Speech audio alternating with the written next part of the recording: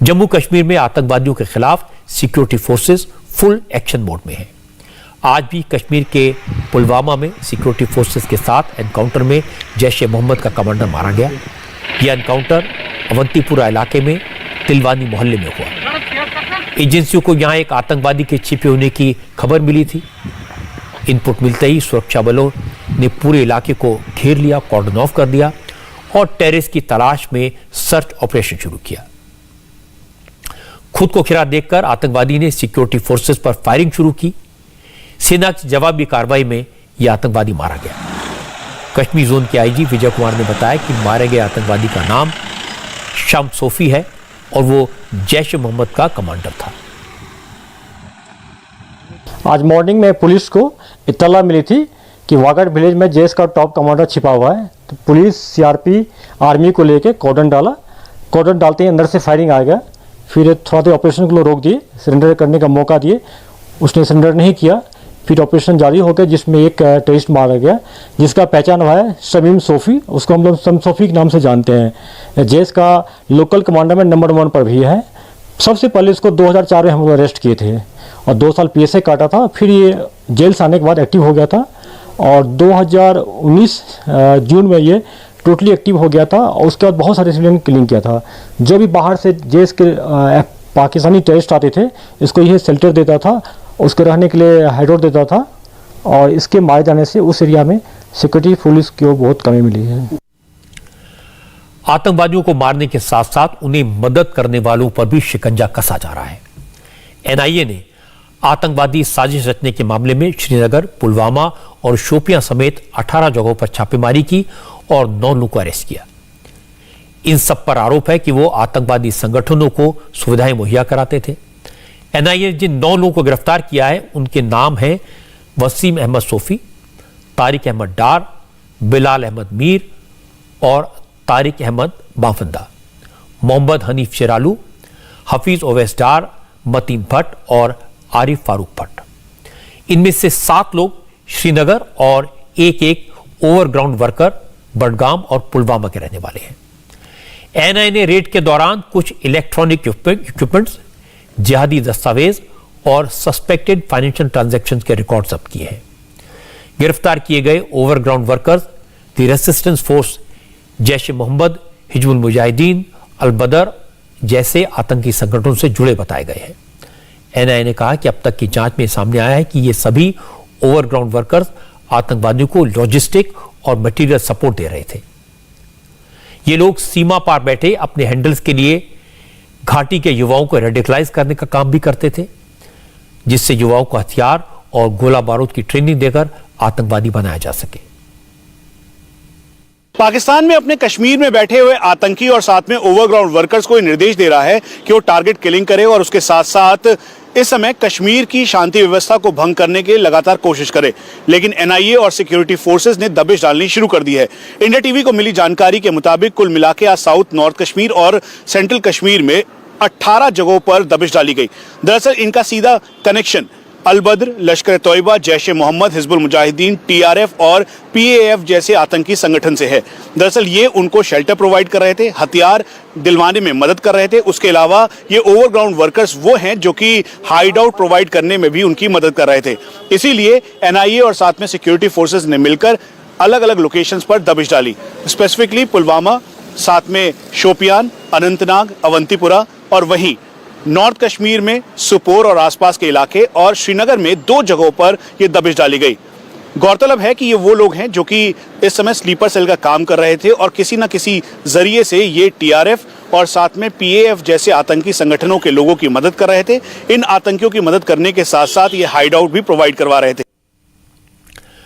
अब इस बात में तो कोई शक नहीं है कि दहशतगर्दों के खिलाफ पुलिस और फौज के बहादुर जवानों ने जो अभियान शुरू किया है वो जरूर सफल होगा। इसका असर ग्राउंड पर दिखाई भी देने लगा है। असल में जम्मू कश्मीर में लोगों को उम्मीद जगी है। वो भी दूसरे राज्यों की तरह अमन चैन से रहना चाहते हैं, खुशहाल जिंदगी जीना चाहते हैं। जम्मू कश्मीर के लोग भी अब अच्छे स्कूल, बेहतर हॉस्पिटल, अच्छी सड़कें, बिजली और पानी चाहते हैं। लेकिन पाकिस्तान की कोशिश है कि कश्मीर में विकास के काम में रोड़े अटकाए जाएं, दहशत का माहौल पैदा किया जाए।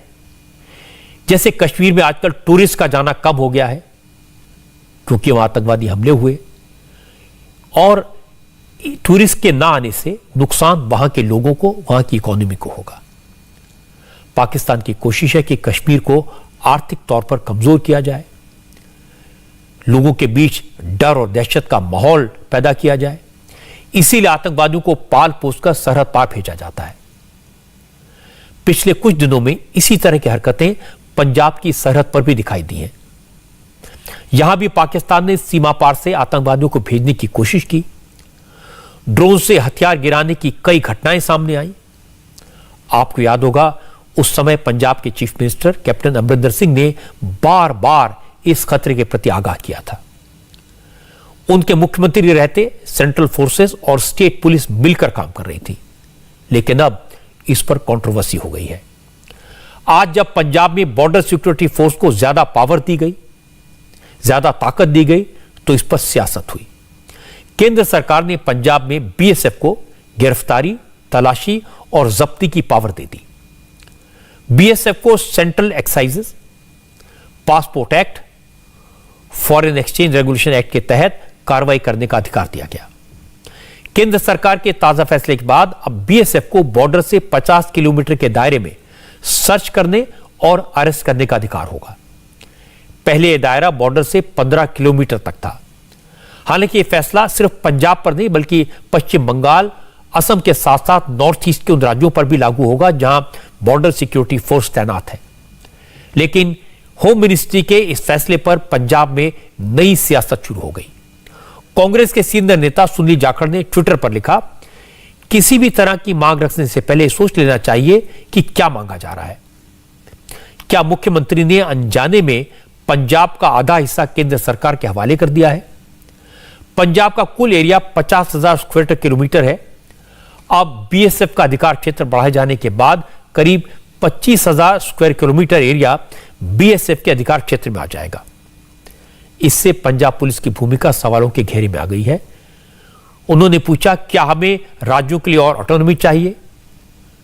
इस पूरे मामले में पंजाब के मुख्यमंत्री चन्नी पर सवाल इसलिए उठाए गए क्योंकि कुछ दिन पहले चन्नी ने दिल्ली आकर होम मिनिस्टर अमित शाह से मीटिंग की थी और मुलाकात के दौरान चन्नी ने पंजाब के बॉर्डर पर सिक्योरिटी का इशू उठाया था। पंजाब की तरफ से एक्टिविटी बढ़ने के बाद बॉर्डर सील करने की मांग भी की थी। सिर्फ सुनील जाखड़ ने नहीं, कांग्रेस के एक और सीनियर लीडर मनीष तिवारी ने भी इस फैसले पर सवाल खड़े किए। मनीष तिवारी ने ट्विटर के जरिए पंजाब के मुख्यमंत्री चरणजीत सिंह चन्नी को सलाह दी।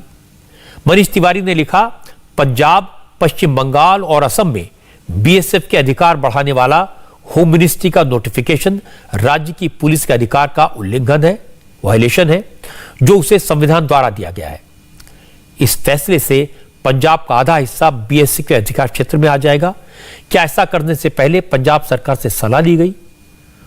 मुख्यमंत्री चरणजीत सिंह चन्नी को इसका विरोध करना चाहिए। अकाली दल ने इस फैसले को लेकर चन्नी सरकार पर कोई हमला तो नहीं किया। अकाली दल ने केंद्र सरकार पर निशाना साधा। अकाली दल के प्रवक्ता दलजीत सिंह चीमा ने कहा, केंद्र का यह फैसला फेडरल स्ट्रक्चर पर हमला है। केंद्र सरकार ने इस फैसले से आधा पंजाब बीएसएफ के हवाले कर दिया है।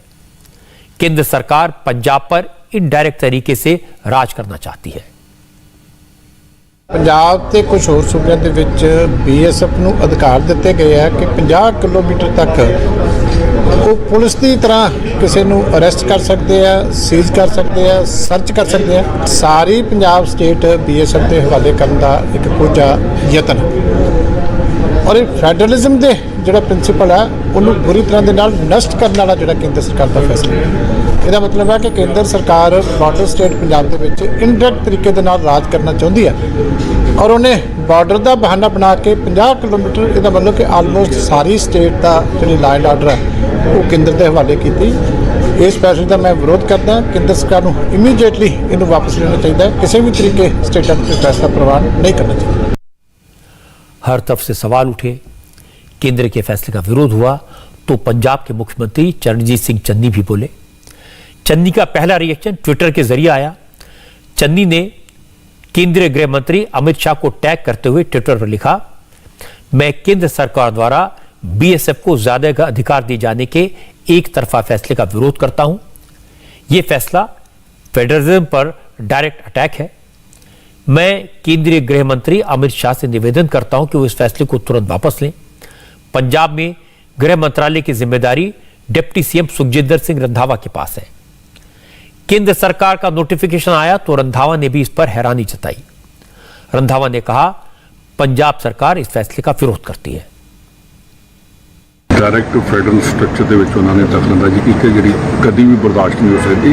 ਇਹਨਾਂ ਨੂੰ ਸਮਝ ਲੱਗੀ ਕਿ ਗਵਰਨਮੈਂਟ ਆਫ ਇੰਡੀਆ ਦੇ ਦਿਮਾਗ 'ਚ ਕੀ ਆ, ਇਹ ਸਿੱਧੀ ਲੋਕਾਂ ਦੇ ਜਿਹੜੀ ਇੰਟਰਫੀਰੈਂਸ ਹੈ ਇੰਡੀਪੈਂਡੈਂਸ ਦੀ ਜਿਹੜੀ ਸਾਨੂੰ ਡੈਮੋਕ੍ਰੈਟਿਕ ਰਾਈਟਸ ਮਿਲੇ ਨੇ ਉਹਨਾਂ ਦੇ ਉੱਤੇ ਇਹ ਕਰਕੇ ਬੜਾ ਵੱਡਾ ਇਹਨਾਂ ਨੇ ਛਾਪਾ ਮਾਰਿਆ। ਮੈਂ ਇੱਕ ਚੀਜ਼ ਤੇ ਬੜਾ ਹੈਰਾਨ ਆ ਕਿ BSF ਜਿਹੜੀ ਬਾਰਡਰ ਤੇ ਬੈਠੀ ਆ, फस्ट डिफेंस लाइन होंगी। मेरा अपना पिंड सैकेंड डिफेंस लाइन से 60 किलोमीटर पर मेरा अपना जो पिंड है भारोवाली, वो सैकेंड डिफेंस लाइन है।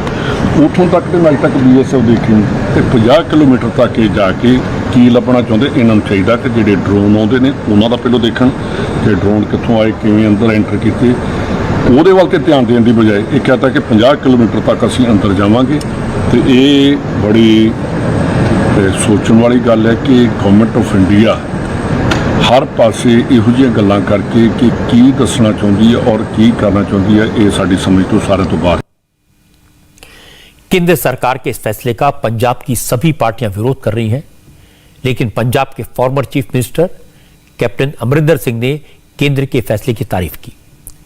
कैप्टन अमरिंदर सिंह के एडवाइजर रवि ठुकराल ने उनकी तरफ से 2 ट्वीट किए। कैप्टन के हवाले से लिखा गया कि कश्मीर में हमारे जवान शहीद हो रहे हैं। हम देख रहे हैं कि हथियार, ड्रग्स और पाकिस्तान समर्थित आतंकवादियों को लगातार भारत भेजा जा रहा है। बीएसएफ को ज्यादा अधिकार मिलने से हम मजबूत होंगे। केंद्रीय सुरक्षा बल को राजनीति में नहीं घसीटना चाहिए। दूसरे ट्वीट में कैप्टन ने कहा, राष्ट्रीय सुरक्षा को लेकर हमें दलगत राजनीति में नहीं पड़ना चाहिए। यह बात मैंने 2016 में सर्जिकल स्ट्राइक के दौरान कही थी और आज भी वही कह रहा हूं। हमें देश की सुरक्षा के मुद्दे पर राजनीति से ऊपर उठना चाहिए। इंडिया टीवी हर वक्त हर जगह डाउनलोड करने के लिए सर्च करें India TV news Google play store या ऐप स्टोर पर।